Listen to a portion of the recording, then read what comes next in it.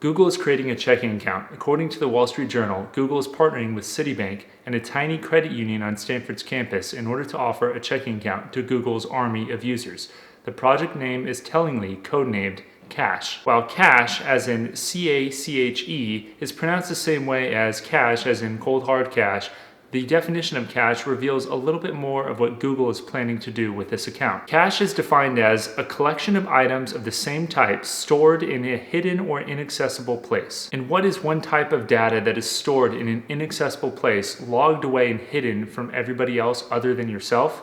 Well, that would be your spending data. Your checking account knows so much about you. Your bank can tell you where you shop, eat, travel to, purchase, and in what frequency. Your bank knows where you've been, what you spend money on, who your employer is, and how much money you have at your disposal. And Google wants all of that information. Google already makes most of its money from advertising. Google knows your most personal searches, what your emails are, to whom you've sent them to, where you typically go to, and even what your voice sounds like with Google Voice. So if Google knows how much money you have, what you typically spend your money on, where you are doing most of your purchases, imagine how powerful Google can become. Google isn't the newest to the game either. Just look at firms like Facebook, which is spending tens of millions of dollars developing Libra, the cryptocurrency they hope is to be used by their billions and billions of users worldwide for everyday transactions. Or you could look at Apple, which just launched the Apple Card, again in large measure to understand their users' spending habits.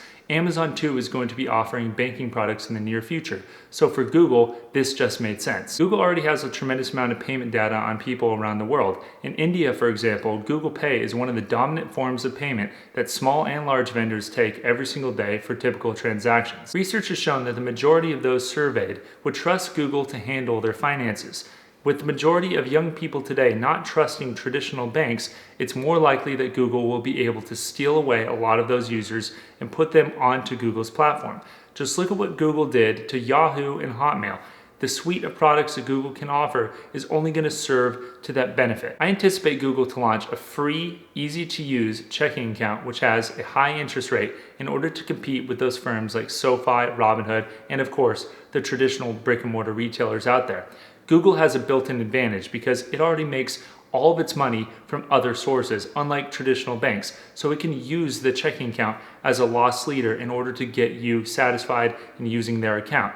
And with the integration with Gmail, Google Search, and all of their other suite of products, the user interface is clearly going to be very smooth and easy to adopt. The checking account will merely act as a loss leader to get the real product, your data. What do you think? Let me know in the comments below. Would you get a Google checking account, or do you want to create a wall of separation between Google and your personal finances? I really want to know, so please let me know in the comments below. If you like this video, be sure to give it a like and check out my other ones. I'll see you next time.